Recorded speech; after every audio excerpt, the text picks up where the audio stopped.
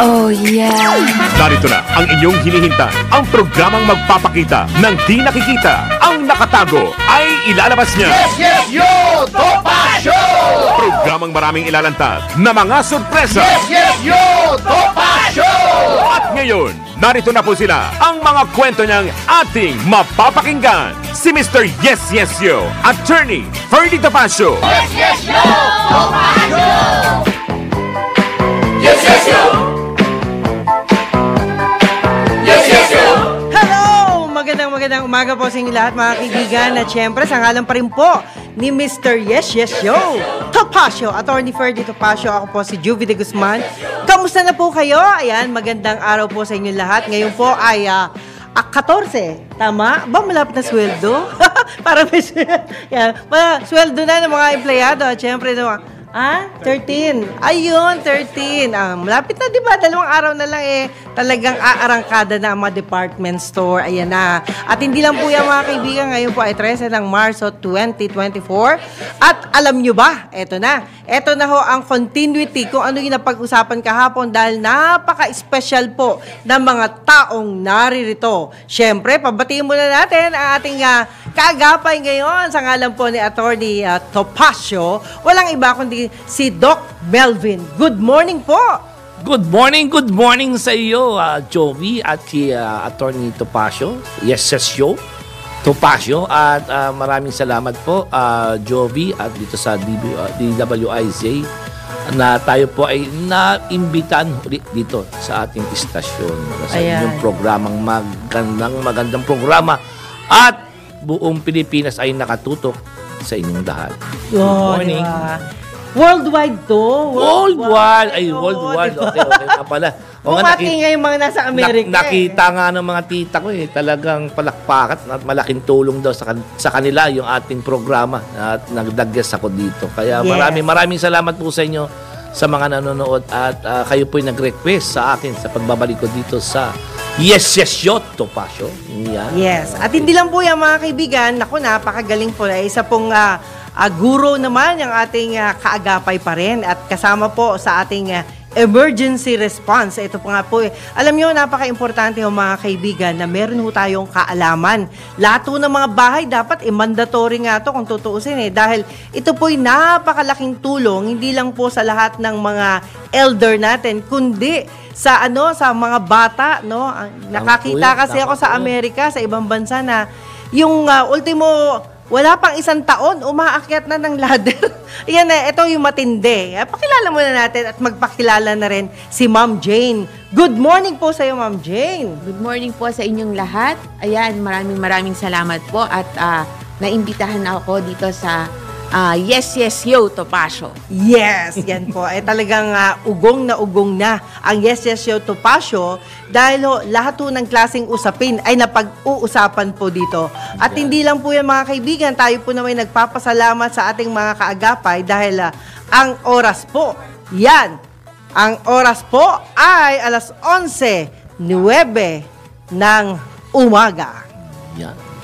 Yan. At salamat po sa ating Okay, Doc, alam mo, kahapon po napag-usapan natin yung mga emergency response na kung saan ang ganda ng feedback kasi nga po, ito daw po'y napipintong mga usapin kung saan ito yung importanteng pinag-uusapan sa lahat ng oras. Ikaw, Doc, ano ba yung nangyari dun sa mga ginawa mo dun sa pagpunta sa farm? Ito po isang kwento, no? Maikwento mo lang, ano nangyari doon? Sa totoo lang at supposed to be may mapakita natin pero syempre po, meron tayong mga ibang portion na hindi natin pwede maipakita sa ating viewers. Opo. At kwento na lang natin. No? Siyempre. Okay lang po doon. Para yung continuation ng kahapon. Okay? Yes. On the way tayo sa ating family farm natin, no? At it's 5 o'clock in the morning. At the same time, may nadaanan po tayo sa zigzag road ng Mabitak. No, sa Mabitak, sa isang barangay sa Mabitak. At meron tayong nakita aksidente. Na tumaupo yung isang 10-wheeler truck na may mga kargang mga gamit sa mga pambahay at the same time mga bigas na mga... Ayun. Alam mo, Doc, nagtatanong na yung isang netizen na nakausap ko. Sabi niya, yan ba si Dr. Si Doc Melvin sa tuwing nakakakita ba na aksidente yan ganun ba talaga instinct niya? Pero ang tingin ko may mga ganung klaseng tao talaga no? Meron din kami. Kahit hindi siya concerned o hindi niya kilala yung mga tao, basta ang gusto niya ay makatulong, bumababa talaga to ng sasakyan. Ewan ko, Doc, ganun ba talaga kayo? Ganun talaga tayo, yung procedure natin. Basta't ikaw ay isang responder, ang puso mo talaga is na tumulong sa tao. Ayan. Siyempre po, bago tayo tumulong sa tao, maghingi tayo ng consent at magpakilala ka. Ayun. Kung di ka magpapakilala, talaga ang mga responder ngayon, Hindi na basta-basta, no? hindi na basta nagpapapasok sa scene kung walang kaalaman. Ayun. Ayun nga yung parang ewan ko lang si Ma'am Jane, may madadagdag ba kayo sa sinabi ni Doc? Yung pong sinabi ni Doc na yung sa pagtulong po is talagang nasa dugo na namin, no? Andun na po kasi yung aming passion and advocacy. At saka syempre po, kapag bago tumulong, talagang kinakailangan yung consent para malaman nung tutulungan na yung tutulong sa kanya ay merong kaalaman dun na gagawin doon para sa kanya. Tama yan, Ayun. Jane, tama. Ma'am Jane, kayo po Yes ba, po. ano po ba kayo, guro? Parang something like that.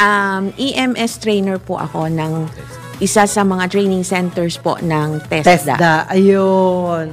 So, ibig sabihin kapag pala nakapasa ka ng TESDA at nagkaroon ka ng sertipiko bilang isang trainer, eto na yung kahihinatnan, parang si Ma'am Jane na. Opo, actually, before pa talagang nasa dugo na yung yung pagtulong sa kapwa, lalo na sa linya ng medisina. Naku, Doc, yan ang gustong-gusto ko. Oo. Sabi nga nila, kasi minsan nagbibiro ako sa mga kaibigan ko. Ako si Juvie de Guzman, MD, PhD, ganon. Sabi, Juby, ano ba yung MD? Hindi naman namin naririnig na ikaw si Dr. De Guzman. Sabi ka sa akin. Alam niyo ba, ako po MD, PhD rin. Bakit? That's good. Kasi Juvie de Guzman, pag sinabing MD, medyo doktor, pero hindi doktor. Sabi Dami po niya ngayon. At totoo lang, na meron nga ako, sabihin ko sa iyo, isang aksidente. Opo, ano po yun? Tabi-tabi kayo dyan, doktor po ako, doktor. Pasintabi po, ano po kayong doktor? Ano ba ako, doctorate po ako ng philosophy. Ayun. Yun po, mahirap po ngayon. Nakakalito yun. Mahirap ngayon, pero siyempre, under your jurisdiction, doktor o kung sino ba yung doktor, pwede doon muna. Kasi nasa jurisdiction po kayo ng isang disaster area dito sa Ortigas Center. Ako po yung DDRM officer nila. Opo. Pwede po namin kayong i-demanda kung whatever, kung mali po. Pwede nyo siguro bigyan niya lang po ng tibay ng loob yung pasyente kausapin nyo nga. Pero huwag nyo nga hawakan. Ayun. Pero Doc kita mo, sabi nyo, PhD, iba naman yun, di ba? Pero yung iba, gustong-gusto nila, tinatawag silang doktor. Oo, yan. Sabi ko, paano ka naging doktor? Sabi ko gano'n. Kaya careful kasi yan. ato sa test na talaga. Philosophy, di ba? Doctor philosophy. Maraming doktor ngayon kung tawag. Nagagalit pa sa akin. Call me a doctor. Ayun. Sorry po, Doc. Iba pa yung doctor Pero humanity. dapat be careful din tayo. Tatawin din natin. Anong klaseng doktor? Ano po kayong doktor? Kaya marami rin nagtatawag. Ano ba kayong doctor of dental medicine po ako. Ayun, nakarinig ako, Dr. Kwak-Kwak. Ano naman po yun? Ma'am Jane, Manghihilot ano ba po yun? yata yun. Nakarinig ako ganun Dr. Kwak-Kwak po. Ayan. Dr. Kwak-Kwak naman, no, kung babalikan natin yung mga beliefs ng mga Pilipino, yan yung sinasabi natin na yan yung mga manggagamot dahil nung araw, no, yung ating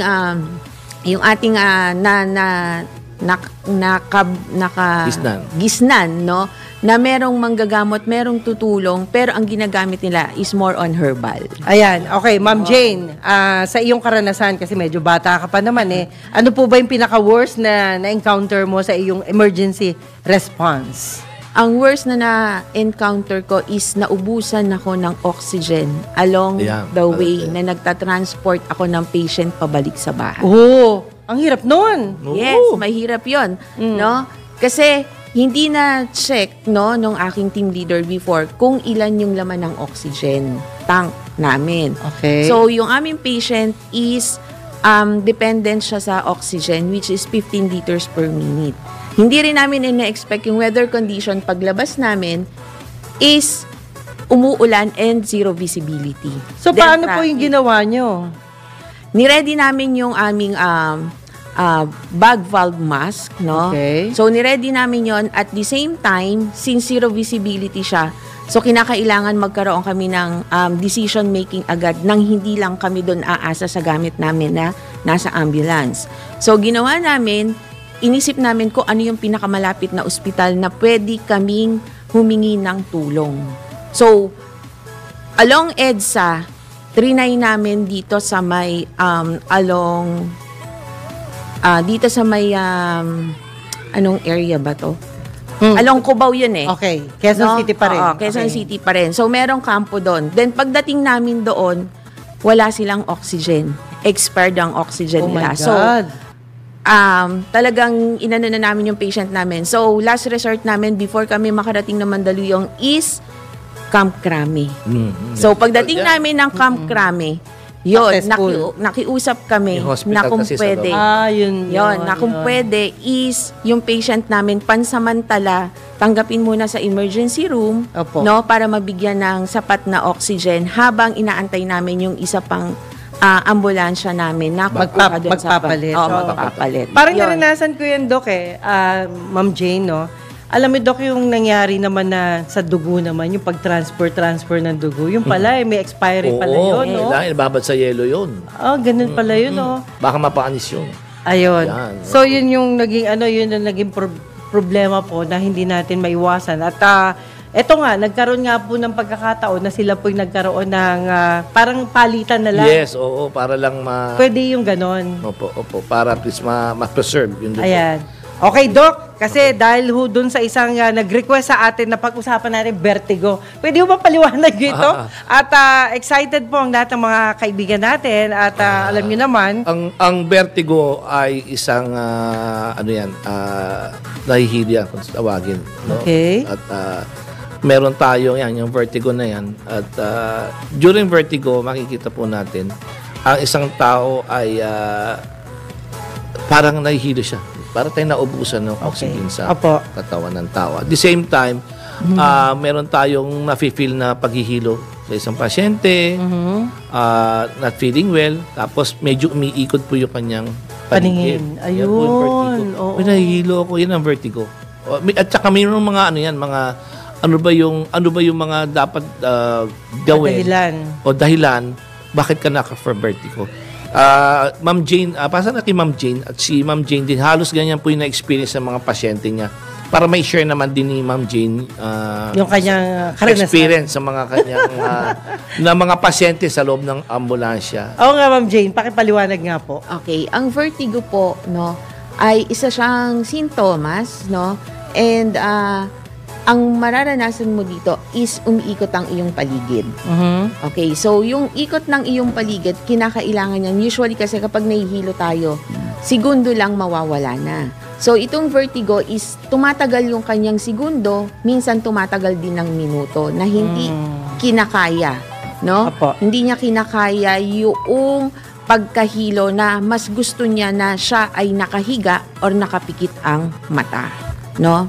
Pero ang vertigo is marami siyang sintomas. Depende yon dun sa sintomas kung saan nagmula, no, yung vertigo. Karamihan ng mga mayroong vertigo is meron silang viral infection, no? So, kasi ang nahihilo, so ibig sabihin ang affected dyan is yung ating brain. Ma'am Jane, yung vertigo ba pwedeng manggaling din sa labo ng mata? Possible din. Possible din. Possible. Ayun. So, ilan yan sa mga naririnig ko? At sabi nga po, ito nga po yung mga symptoms ng vertigo, ma'am. Opo, yan po yung symptoms ng vertigo. So, yan, yung umiikot siya, no, na kinakailangan na i-balance mo yung katawan mo, na parang sumasayaw ka. At the same time, yung iba kasi hindi balance yung katawan. Minsan nakatabingi sila kasi yun yung comfortable position nila. Ayun. Yun. And karamihan kasi yung sa vertigo, no, ang nagiging cause niya is yung inner ear natin. So, minsan parang merong echo, kaya yung iba tabingi yung kanilang mga ulo, no? Meron din naman na iba yung kanilang sintomas is isa nga rin daw, sabi nun, is yung sore throat. Ayun. No? Okay. So, kasi daw po, ang sore throat, dapat yan, magkakaroon ka lang is at least twice a year. Yeah. Pero pag yan is tumagal ng 2 weeks, possible na magkaroon siya ng infection at umakyat, no, sa brain. So, yun yung minsan nagiging cause ng vertigo. Ayun, ako. Delikado pala mga kaibigan, pagkakaroon ng vertigo. At hindi lang po yan, dahil ngayon tag-init. Alam niyo naman, di ba? Malamig-lamig nung isang araw, pero ngayon sobrang init na. At tagos na tagos sa inyong mga bubong. Yes, pero ayun nga sabi ko nga, Jovi, Diba? meron ka nakakaramdaman ng mga isang buwan, no? Punta ka na sa espesyalista. No? Opo. Lalo na doon sa ating yung mga expert natin sa ENT, no? Yung mga ear, nose, throat, no? EENT. EENT. Ayun. Eyes, Opo, yun. ears, nose, and throat. Yeah. Ayan. Yun po yung mga expert. At least maaga pa lang mapacheck up na natin. Okay? Okay. At hindi lang yan, meron pang mga tanong dito ang netizen. Sabi nga po, eto nga daw, paano maiiwasan ang maapektuhan ng heat stroke? Ayan. Iyan, mabigat yan. Marami heat yan. Katulad nga kahapon, ipapasok pa lang ako dito sa ating istasyon. May tumawag na sa atin from Dole. Ayun ba yun? Yes. Ano nangyari? Dok, anong gagawin po namin? Ito na sinasabi natin. No? Meron tayong mga simptomas. No? Ito yung marami na dapat nating malaman sa isang simple lang para malaman natin kung ano yung dapat nating gawin. Opo. Limbawa, i-distinguish natin, i-compare natin pag sinabi natin heart attack. Uy, si kuya na heart attack. Hindi ganoon. Si kuya na-stroke. Ano ba yung stroke? Dapat malaman natin yung stroke. Ano ba yung sinasabi natin cardiac arrest? Okay. Pag sinabing ito na simple lang. Pag nakita nyo sa isang tao, imagine, si Joby, ang sakit ng dibdib ko parang tinutusok, no? At parang may dumadagan. Iyan po ay heart attack. Uy, Joby, may heart attack ka na. Dadali na kita sa ospital. Ganun pala yung Yung parang tusok-tusok, ang dinadaga, naapakan. And the same time, ayan, heart attack. Ano kinamatay na mo? Heart attack. Patay ba agad? Hindi. Pag sinabi naman na cardiac arrest, bumaksak na. Wala nang pulso. Wala na yun. No breathing na. Ayun po yung cardiac arrest. Nako, paano? Unconscious na yon. Wala na. Kuya, wala na. Diba? Kuya, teka muna, may habilin pa ako ba? Paano ko? Paano yan? Ayan, magkahabilin pa ako. Marami. Wag Kaya, wag pag sinabi sa'yo, ano kinamatay ng tatay mo? Heart attack. Ayun. Heart attack na dadalagad sa hospital. Pag nakita mo ang stroke naman, Apo. pag ikaw naman po makikita mo sa facial, Joby, bakit ganito magsalita? Oo nga. Oo, ganun na. Tumatabing yung mukha nila, no? So, what's Okay, that? taas mo yung kamay mo, hindi mo maitaas. Stroke yan. Ayun na yung stroke. Pero nababalik po ba yun? Pero maidalan mo agad sa ospital. Marami tayong mga doktor na specialista okay. dyan, nasa emergency room. Yun. At saka siyempre po, marami po kung ano kinamatay yan. Dapat malaman natin yan. At may dagdag yan si Ma'am Jane. Ayan, Ma'am Dami na Jane. rin pasyente yan na nagkakaroon ng problema. Dagdag ka alam. Ma'am Jane, marami ka rin binuhay.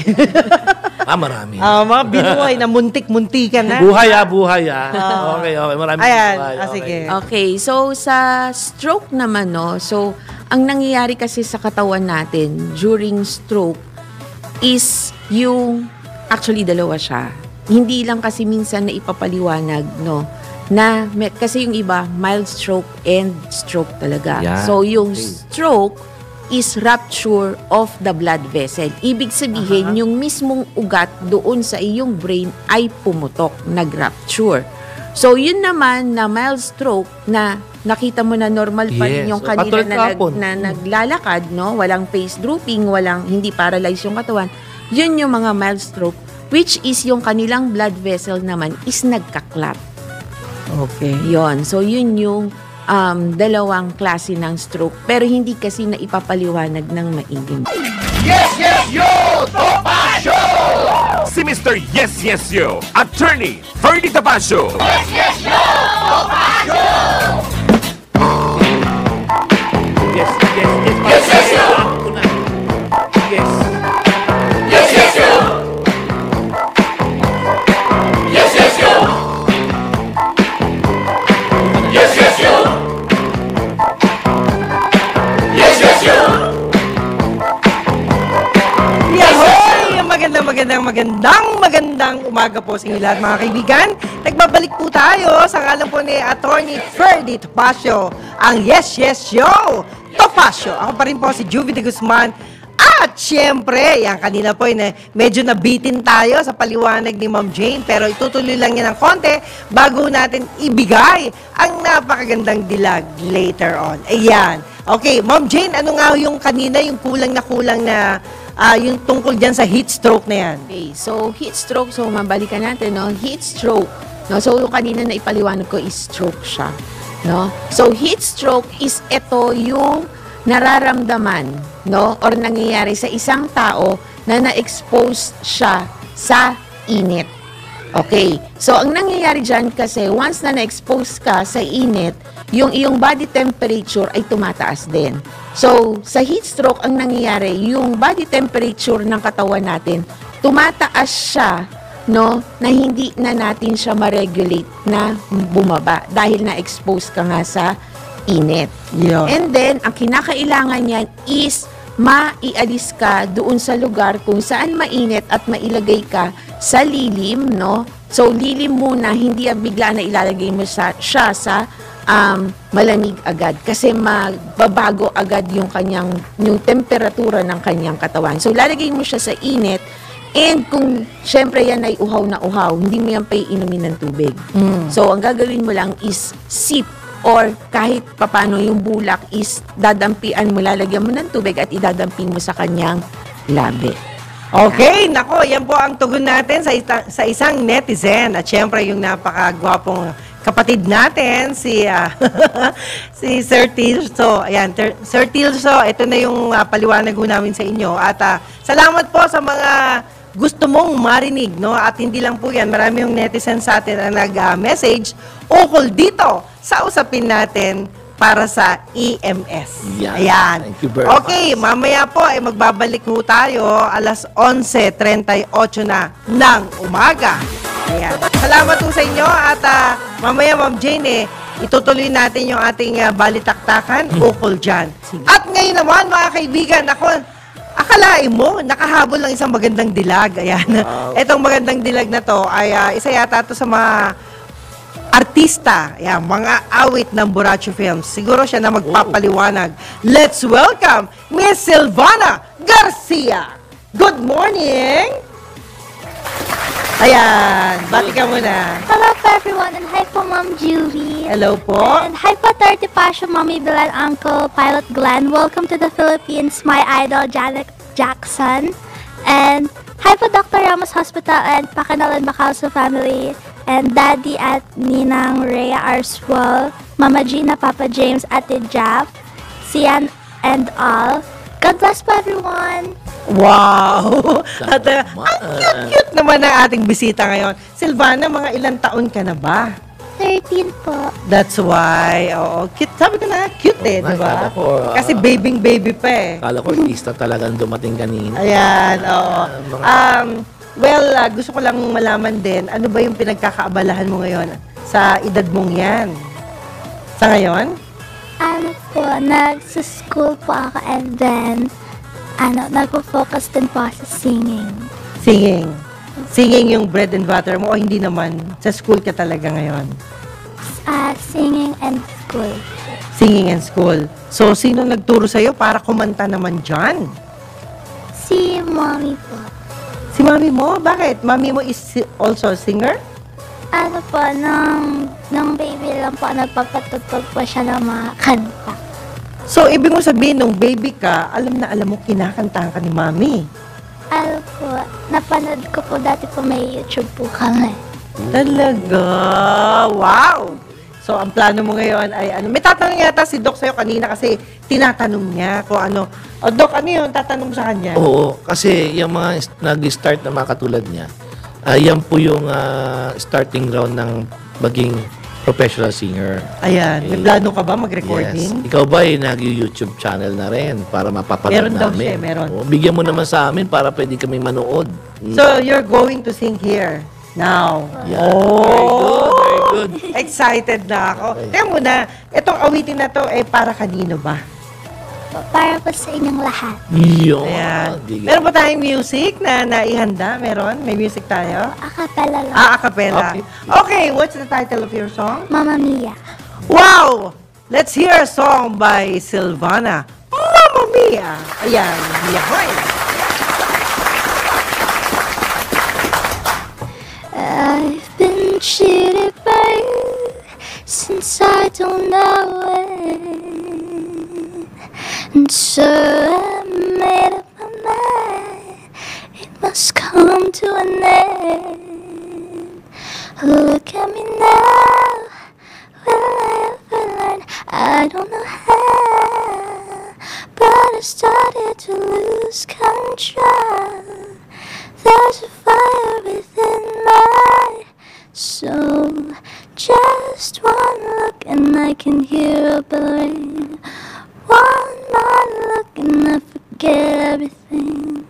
Whoa, whoa, Mamma Mia, here I come again. My, how can I resist you? Mamma Mia, does it show again?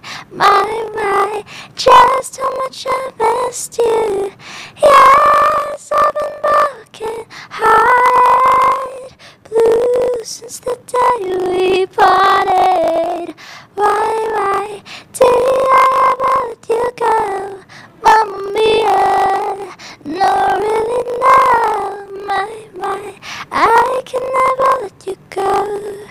I've been angry and sad about the things that you do. I can't count all the times that I've told you we're through. And when you go, when you slam the door, I think you know that you won't be away too long. You know that I'm not that strong. Just one look and I can hear a bell ring. One more look and I forget everything. Whoa, Mamma Mia, here I come again. My, how can I resist you? Mamma Mia, does it show again? My, just how much I missed you. Yes, I've been broken hearted, blue since the day we parted. Why did I ever let you go? Mamma Mia, even if I say bye, leave me now or never. Mamma Mia, it's a game we play. Bye, doesn't mean forever. Mamma Mia, here I come again. My, how can I resist you? Mamma Mia, does it show again? My, just how much I missed you. Yes, I've been broken hearted, blue since the day we parted. Why did I ever let you go? Mamma Mia, no, I really know. My, I can never let you go. Wow! Pwede, Nako! kung lalo kapag may Ang sauce pa yan, cute naman. Alam mapapasayo mo, ka talaga. Silvana, nakakatuwa ka. Kasi at tinitingnan natin sa Thank you po. screen, parang dalagang-dalaga na eh, no? Ganyan ka nung bata. Parang ganyan ako nung bata ako.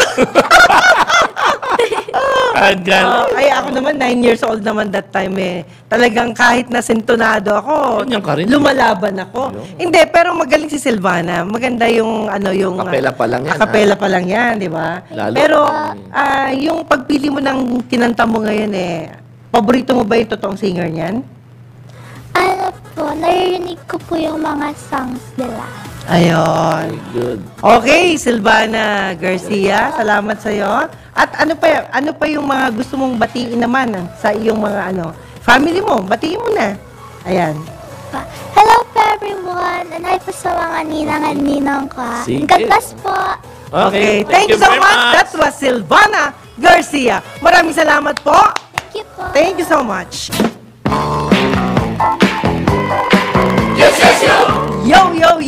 syempre, narito pa rin ang inyong lingkod, Juvie de Guzman. Sa ngalan pa rin ng ating idol ng lahat, Yes Yes Yo, Topacio, si Attorney Ferdy Topacio. At syempre, wrap up tayo, Doc. Alam mo naman marami tayong talagang gustong pag-usapan pero kulang yung oras natin. But then, sabi nga po may paliwanag dyan. Yan. Sabi nga ng ating Jim Paredes daw tayo. Jim Paredes muna tayo, mga kaibigan. Pagbate ang pinaabot natin sa ating mga kaibigan. Yan, si Kat Tirso. Kat Tirso, maraming salamat sa iyo sa iyong mga sinabi. Ito na, nagawa namin Kita mo naman walang pagkukulang. At syempre, Doc, ano pa yung mga possible na mangyari dito sa EMS? Sa dami ng mga ginagawa ho ninyo, I understand kayo po ay isang kagawad ng barangay. Yan! At ito po, kagawad po tayo ngayon. Ang hawak po natin ay Disaster Risk Reduction Management Committee. Yan po ay natitrain po natin yung mga magandang emergency medical service medics natin and fire suppression and urban search and rescue. At nais ko pong batiin din ang ating barangay chairman Tomas Raymond Lising at sa mga staff niya, sa mga treasurers na lahat po dyan. At sila po ay, yan po yung ginagawa natin. Puro trainings po sila itong year na to. Ayan. Okay. Napakaswerte natin kasi alam niyo ho, sa isang barangay na magkaroon na isang klaseng ganito na mga response team. Aba, napakalaking bagay po nito. At maswerte ang barangay ninyo. Hindi na kayo hahanapin kasi nandiyan lang kayo. Oo, malaking responsibility namin or center. Kailangan talaga. Pati yan, yung ginagawa natin, katulad kanina, congratulations ako sa SM Mega Mall. Isa rin kami sa mga nagmawad dyan kasi Mandaluyong na yan. Nagkaroon sila, congratulations sa very successful fire and earthquake drill sa pangunuhan po ng ating Mayor Abalos and the same time sa SM. Yes. Congratulations. Andiyan po kasi ako kanina nagbibigay ng critics at nag-observe. Ang ganda ng ginawa nila sa disaster management. Sana po lahat ng barangay magkaroon ng ganitong klaseng pagsasanay dahil napaka-importante. Di ba, Ma'am Jane? Opo, kinakailangan talaga yan, lalo na pagdating ng disaster. Ayan. At hindi lang yan. Dahil ang disaster sa Pilipinas, alam niyo naman 20 times, na paulit-ulit. Ibig sabihin yung mga pagkakamali sana natin dati ay wag nang maulit. At napaka-importante, mga kaibigan, na tayo po alam natin yung gagawin natin dahil minsan yung pagkataranta, di ba, Doc? Totoo yan. Kaya ngayon nangyari dito sa, sa may Mabitak, Laguna. Opo. Sa may barangay na isa sa barangay sa Amuyong, At nagpapasalamat ako sa magagaling na rescuer yan sa municipality nila. Headed by Mayor Alberto Reyes, ang kanilang mayor, and the same time yung kanilang mga rescuer doon, Yes. Ang gagaling, sina Jeff Bongromar and Team Dakma po ang tawag sa kanila. Panggabi po yan mga yan, pero keep up the good work, ang gagaling nyo. At syempre po sa kanilang head na si Sir Ronnie, Sir Manny, Manny, magandang umaga sa inyo lahat. At continue po nyo ang pagtutulong dyan. Usually sa area na yan is doon sa may zigzag, marami po talaga na aksidente at marami ding nabubuhay sa pamamagitan ng kanyang resourcefulness sa kanya. Yes. Kaya mabuhay kayo dyan sa mga Mapitak, barangay, sa mga barangay dyan, keep up the good work. Ang gagaling nila. Ito yung sinasabi ko sa inyo. Sinasabi mo nga, sa bawat lugar dapat may kaalaman tayo sa disaster. Opo, sa ngalan po yan ng DWIZ. Alam niyo naman dito talaga ang tama. Kaya kailangan tama rin yung ating ibibigay na response. At hindi lang po yan, mga kaibigan, napakaswerte ho dahil kung dito si Doc na nagbibigay sa atin sa tweet-tweet na ng ganitong kaalaman, I would suggest na ang lahat ng barangay sa buong Pilipinas ay magkaroon ng ganitong quick response team. Yan. Di ba, Ma'am Jane? Po yan. Kaya ka sa SM nga kanina, binati ko rin yung mga quick response team nila. Okay naman din po lahat sila. Yes, at hindi lang yan. Kanina, dapat si Rain, alam nyo, si Rain po ay dating mga awit. Pero ngayon, syempre, natigil yung kanyang pag-awit dahil siya po ay naging SK chairman ng Valenzuela City. Talaga? Yes. And supposedly, darating po siya, pero naipit daw siya dahil dumating daw ang mayor ng Mandaluyong. Kanina, nandun sila lahat. Yan. Nakakatuwa kasi alam nyo po, Talaga? ngayon natin nakikita yung kahalagahan ng mga kabataan ngayon at naibalik na nga, di ba, nawala ito yung mga SK na yan. At ngayon, sana po, kayo pong mga nahalal dito sa bansang ito, bigyan ho natin ng silbi ang inyong mga oras, panahon ng pagkakaupo. Alamin natin na lahat ng maitutulong natin, ako nga yung ginawa niyang advisor at nakakatuwa naman kasi kahit papano, lahat ng mga ina-advise ko ay pinakinggan. Oo, tama yan. Alam mo, dyan sa barangay namin, nung kinrate namin yung emergency responsive, SK muna inuna namin. Opo. Yung yan. unang programa nila. Pero ngayon, alam mo ba, sila na ngayon tumatao sa aming emergency response team. Ayan. Okay. Yan ang sinasabi ko, kaya ang mga kabataan ngayon, hindi lang bata, kailangan mag-matured na rin kayo. As soon as possible, hindi na importante yung ano yung alam ng mga dati, di ba? At saka kalimutan na ho natin yung mga mali ng mga dati. Ang gawin natin, hanapin natin yung pagkukulang nila at kayo ang tatama. Yan ang importante, di ba, Ma'am Jane? Tama. Opo, tama po yun. Ayan. At syempre, naku, malapit na tayo magpaalam. Siguro magbibigay na lang ho kayo ng mensahe ninyo para sa ating mga quick response team, EMS. Okay, so EMS, no? So tayo yung mga nauuna doon sa pagresponde, no, during emergency. So kinakailangan, no, yung ating pagiging alerto, no, yung ating pagiging resourceful at yung decision making, no, wag nating kakalimutan. Yan yung mga mabilis na kinakailangan na nasa isip natin during response. So kinakailangan maging safe lagi during response, wag kakalimutan, no, yung safety first muna natin pagdating sa responde. Uy, gusto ko yan! At syempre, Doc, kayo naman po. Ano po yung inyong mensahe? Number one, syempre mo ating kalaman, maging sertipikado tayo, bawat driver tayo or emergency response team, maging certified tayo ng talagang yung certification ng technical skills which is TESDA. Ayan. Kaya sabi mo nga, di ba, ang TESDA ay bago na, di ba? Yan. Ang TESDA noon, iba na ngayon. Yan. At tulong po sa ating Secretary Suharto. Ayan. At syempre, kailangan natin magpasalamat sa lahat ng mga on duty today. Salamat po sa ating News Director Judith Estrada Larino. Thank you po. Desk Editor Drew Nasino. Ayan. Tech Engineers si Wener Contehino, Jenny Linrico Hermoso, Jober Cahanding, Kent Sale, and Gil John Reyes. Ayan. At hindi lang yan, yung broadcast IT natin, si Don Gigante, teleprompter, OP, Neil Joy Abelia. Ayan. Writers, Mayan, Dai Palma, Raisa Dadia, Jen Patrolia, and Laika Cuevas. Andyan din ang CAs natin, si Yasmin Pantaleon, the Beauty Everest. Yan. Daniel Di Guzman at Eloisa Bolinaw.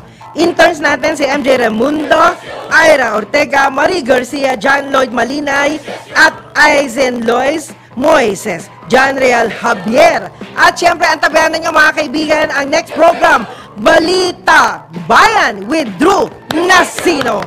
And not only that, happy birthday kay retired General Jerry Samudio, anchor ng Up Pilipinas. Happy birthday to you. Okay, maraming salamat po sa ngalan pa rin po ni Attorney Ferdy Topacio. Ako po si Juvie de Guzman. Yes, yo, Topacio. I love you all. Bye! Yo,